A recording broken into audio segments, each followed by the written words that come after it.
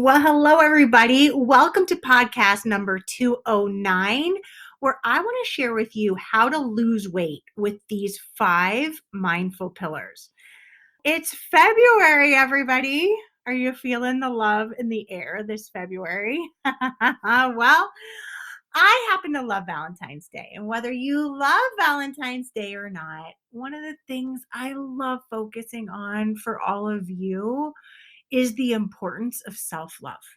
I don't care if you have a partner or if you're with somebody, but how do you come to loving yourself? Do you like yourself very much? Do you love yourself? I really want to talk today about how to use 5 specific mindful pillars to help you lose weight. And I really want to look at your self care through the lens of mindfulness today. When it comes to weight loss, the path usually looks a little like deprivation mixed with hating the process or never feeling good enough no matter how much you weigh. Or I don't know if you've lost weight and you've criticized yourself no matter how you look. Maybe you got down 10 pounds, and even though you lost weight, you still don't like the way you look.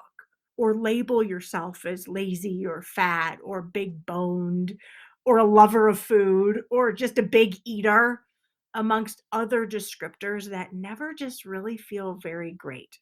So I was thinking about this, and I was thinking that when people come to me, even if they've lost weight before they've come to me, rarely do I hear any of them say, I'm so proud of myself for where I am right now with my body, or I look amazing, or I love my body now for being able to do a push up, and I'm really enjoying watching the process of losing weight. No, usually what I hear is, Marna, I hate dieting, but I don't know what else to do. Or after this cleanse, Marna, I'm going to slow down and I'm going to really hunker down on how I'm eating. Or I should really start working out. Or, yeah, I've lost 22 pounds, but you can barely tell. I have a long way to go. Or I hate this boring food that tastes like crap. Or I often hear what's very popular is, Marna, I'm so sick of counting points and calories or macros, but I just can't seem to stop myself from thinking about them because I've been doing it for so long. I just don't trust that I can stay on track and keep my weight down without all this tracking. So today, I want to disrupt your way of losing weight by offering you a way to step into a self loving, mindful eating process that deepens your love and respect for yourself and has you losing weight all at the same time. Doesn't that sound so much more fun? To actually like yourself while you're losing weight, to actually enjoy the process of slimming down. So that's my version of weight loss for my members, for myself, and what I have the privilege to get to see on a regular basis. So today I want to share with you how you can start losing weight with 5 mindfulness pillars. One of the best things you can give yourself in the area of self love is actually mindfulness. And I want to talk to you about how. The first pillar to using mindfulness to help you lose weight and love yourself and the process so much more than you ever have is to embrace and accept yourself now. I want you to recognize right now that you are wonderful, you are beautiful, and you are enough. Your mind, your weight, and who you are don't have to be different or better from who you are right now. You are incredible and you are beautiful. You do not have to lose weight to embrace and accept yourself now. In fact, I want you to focus on embracing and accepting yourself as you are right now. Nothing has to change. Nothing has to change for you to accept yourself, for you to embrace who you are. Let me ask you a question that I really want you to think about. How has it felt to constantly want to see your body change? to not feel good enough or thin enough or healthy enough. Has it felt amazing? Oh, it feels like crap when you never feel thin enough, healthy enough, beautiful enough. It doesn't feel good to constantly feel like you're broken, to consistently tell yourself that there's something wrong with you, to tell yourself that you have to be different with your health, with your eating, with your body. When you constantly focus on being different than you are right now, what it does is it focuses you out of the present. And the work that I want to do with so many of you is to learn to practice and embrace now, who you are now, and find the beauty and the incredibleness and to find comfort in who you are now. It's pretty powerful, right? How much of it are you doing? Because the next thing I have prepared for my members to teach them around these powerful mindful techniques is kindness over criticism. When it comes to your behavior around food, have you gotten into the habit of judging yourself as good or bad? It's like you eat a salad and that's good. But if the dressing is blue cheese, it's bad. If there are croutons on the salad, you're bad. But if there's tuna on it, you're good, right? And it gets crazy. We just want to eat some food and then we start labeling everything as good or bad. Now, it might not look precisely like that for you, but you know what I mean.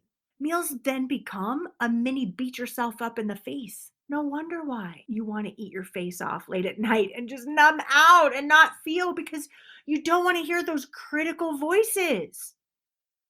Because when you're rarely ever good enough when you eat, food then becomes a fight. And lessening the noise and the fight during your meals is a mindfulness practice that most of you could really use. When food is constantly being labeled as good or bad, which then means that you're good or bad, or your weight is labeled as good or bad, or when you've exercised and you did a good or bad job, it just feels like this constant ridicule and judgment and an overcritical mind that you're never good enough for. So I'm really tired of women feeling this way. If you're feeling this way, we've got to change this. I'm tired of seeing gorgeous, powerful women not recognizing, not seeing how amazing and beautiful and incredible and smart and powerful they are because of this constant judgmental mind they have that's constantly going on in the back of their mind. And that automatic judgment as women in our society around our weight and around body and health is just making weight gain worse for you. This automatic judgment is just making weight and losing weight harder for you. The good news is you can change this through mindfully choosing kindness and love for yourself. Wouldn't you love to go from losing weight through judgment and pain and ridicule to possibility and kindness and love? So that's why this month I want to be diving into mindful kindness over criticism with my members. When you move into mindful awareness and choose kindness over judging and criticism, you begin to move from having sharp judgments to kindly being with yourself and your choices. You build in confidence and peace and acceptance. And it's like you can finally breathe, knowing that you can be in the moment with yourself, with food, and you can release the judgment and criticism and instead turn to kindness and love and respect. The third mindfulness pillar to help you lose weight and love yourself and the process more than you ever have is patience. If you're like me, you might struggle a little bit with being patient. This is an area I'm definitely focused on right now. We live in an environment where we want what we want now, and we can get a lot of what we want quickly with Amazon 2-day delivery, grocery delivery services, meals delivered right to our front door with services like Uber Eats. We can get on the internet in seconds, giving us access to any information we want without having to wait for a spouse or a child to get off the phone while you slowly dial up access to the internet. Do you remember those days? I'd have to wait for my sister or a parent to get off the phone to get on the internet. Those days are over. This fast new pace is giving you quicker access to whatever you want and to expect it. We expect our wants and needs to be delivered quick and fast. And when they are not, we are impatient. I remember my daughter wanting some fidgets, and she was so used to just waiting a few days to get her things from Amazon. But one took several weeks, and it was so hard for her to wait those weeks for those fidgets to come in because she wasn't used to having to wait. She didn't realize that that's what we all had to do years ago. She was used to quick delivery, having things quickly. We all want perfect bodies and weight loss results yesterday. But there's one thing that technology hasn't been able to do. Hasn't been able to give us humans the ability to see our bodies the way we want right now in this moment. Evolutionarily, you still must go through the process of creating these results for your health and your body and your mind, which can take a little bit of time. And to make matters worse, each of you have what I call your inner 2-year-old. We all have this inner 2-year-old that wants food when she wants it, especially if you're somebody who's an emotional eater or an overeater. You want food and you want it now. Your inner 2-year-old wants what she wants, especially if she's tired, especially if she's bored or lonely or is feeling triggered or it's the end of the day and she wants a break and numb out. Our inner 2-year-olds rear its head as food cravings, overeating, because food just tastes so good, or we go unconscious while we eat, or we have thoughts that tell us that we just need more food. It'll help you feel better. Come on, just keep eating. By slowing down and giving yourself the love and the patience of mindfulness to taste food, to be with food, to be with your hunger and satiation, to be with yourself, and to be in the process and patient with your body as you lose weight are incredible aspects of mindful eating, as well as mindfully creating the body that you want. So, patience during your meals, along with having the patience to see your clothes fit and to see the scale go down, are both beautiful and important aspects of mindfulness that we'll be discussing. Patience relaxes your body and it relaxes your mind and it gives you the opportunity to see more of your meal experience. So think about this. If you are just eating and you're eating it mindlessly and you're eating food and you don't know how it tastes and you don't know what is really going on and you're chatting with other people and you don't know what is happening with your body, it's a pretty unconscious experience. And it's no wonder then you might go, oh my goodness, all of a sudden I'm really full or I overate or I don't even know what that food tastes like. But then imagine you bring in mindfulness and you actually taste and you actually are with your food and you actually notice the flavors and the textures. Patience relaxes your body and your mind to see what's going on, to give you more pleasure, to give you more joy through your meals. And if you have more pleasure and more joy in your meals, then you can feel when to stop eating. You can feel more psychologically engaged, and enjoy your food more. Patience.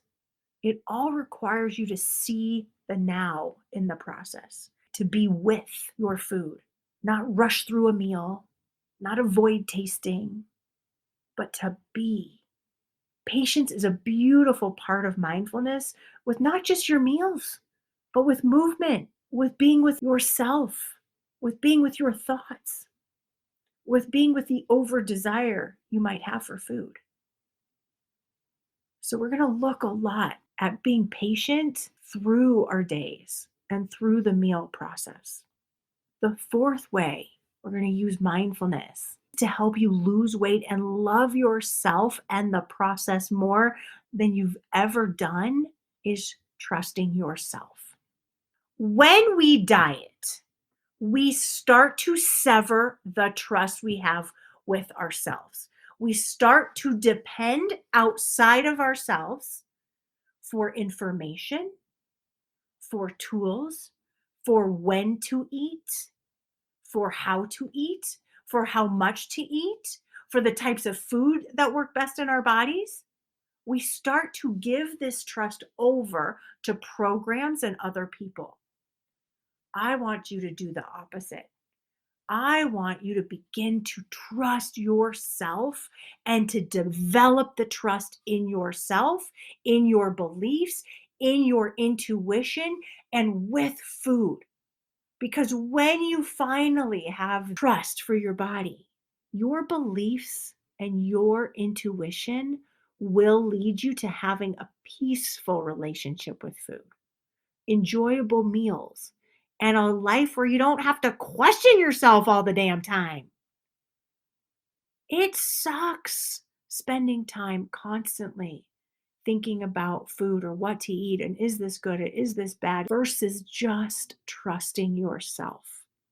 Trusting your body and your mind to give you the information you need as to when to eat, how much to eat, how it feels in your body when you eat those foods. It's all right there. But if you've given your power away to a program, to a diet, to somebody else who may know better than you, then you start to disconnect trust from yourself. And I want you to bring back trust so that you know without a shadow of a doubt that you can go anywhere, be with anyone, you can keep yourself looking thin, feeling amazing in your body through trust, through allowing your body to speak to you and for you to respond appropriately and lovingly. So we're going to bring back that trust because you are a powerhouse. There are so many areas of your life that I bet you trust yourself, where you make decisions, where it's not this mind game constantly. You just say, I'm going to do this, and you do it. Or you trust yourself that you're going to get something done and you make it happen, and you don't think twice and you move on. Practicing mindfulness through trust and honor will allow you to value yourself so much more while also believing that you have the power and the ability to slim down, stay healthy, and feel amazing. What allows you to trust yourself is being in your body through mindfulness and through then seeing that through being in your body and through honoring your body and being mindful, it actually has a positive impact. It actually can change your weight and your body. That's how you begin to trust yourself. See, what's so cool is when my clients start to really listen to their bodies and then they see that, whoa, I'm actually, as I'm listening to my body, I'm actually losing weight. There begins to be this bond, this trust with themselves that, oh my goodness, my body speaking to me, I'm listening to what it says and I'm honoring it and I'm learning to build my trust back up versus giving away my trust. And lastly, number 5, the fifth pillar to using mindfulness to help you lose weight and love yourself in the process more than you ever have is to let go of what you can't control. I know it seems so simple in theory, but it isn't. The truth is that relaxing can be difficult when you become fixated on what's right and what's wrong, what you're doing well with your body and what you're not doing well, how your legs look, how your stomach looks, how it should look, what it should be doing differently. It elevates stress and it doesn't allow for you to really focus in on what matters, to be mindful, to be kind, to be loving, to be connected. Yes, I know you want to lose weight, and you can lose weight around mindfulness, with mindfulness, and you can let go of what you can't control. To be mindful, you need to be able to free yourself of some of the worry about food and what you're eating and how is it and am I bad and all those labels, and just being present with yourself. By being present with just being, you let go of that worry. You let go of what you can't control. And so we're going to practice letting go of what you can't control, because there are many things in your life you cannot control. And when it comes to weight loss and when it comes to losing weight and it comes to seeing the body that you want to have, I'm telling you, there is never a good time. There will always be something that pops up. Somebody gets hurt, somebody gets sick, something's happening, somebody needs you at work, somebody's got this party, and oh no, I was going to do this class, right? All these things happen. We can't control everything to make weight loss fit into our lives. You can't. You can't make weight loss fit into your life. So, we're going to talk about being and using mindfulness to be with yourself and to let go of what you can't control. And so, when we put these five amazing pillars together, we have a recipe for self love, self care, and a way to lose weight and to be with ourselves that's so much more powerful, that's lasting, that's loving, and giving you the tools to actually create the body you want. Actually, giving you the tools that will impact every other area of your life.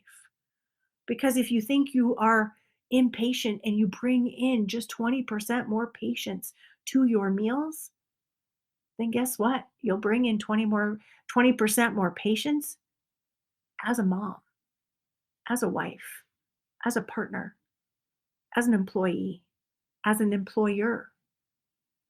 It will show up in other ways when you start to trust yourself around food in your body. You will start to see that trust will show up for yourself as a boss, as an employee, as a mom, as a grandmother, as a wife, as a partner in your decisions.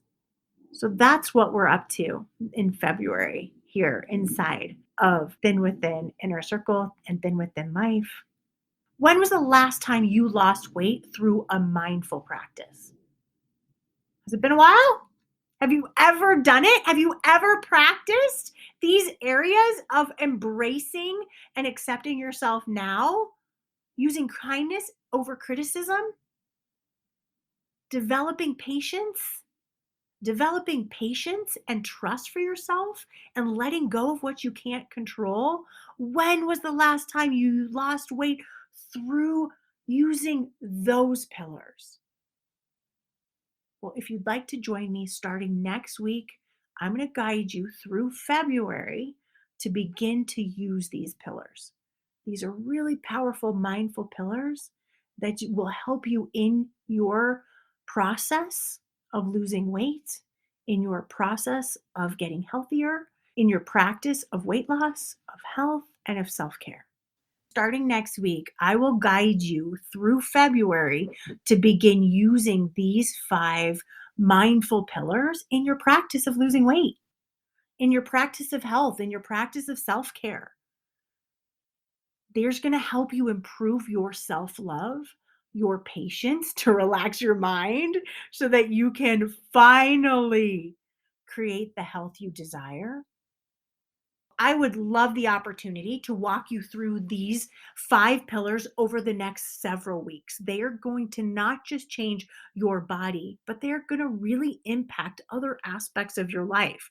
So, if you'd like to join the inner circle and join me for this workshop and gain access to many other workshops that I've led, then all you have to do is just go to thinwithin.com/join. That's thinwithin, thinwithin.com/join. You'll get access to this workshop along with many others. And I'm going to coach you, support you, and help you to create your thin within life. So jump in and join me. I would love nothing more to get to know you, coach you, help you, give you some tough love as you create your thin within life. So just go to thinwithin.com/join and get signed up, and we get started with the first live training on Monday. All right, everybody, have an amazing week, and I'll talk to you soon. Bye, everybody.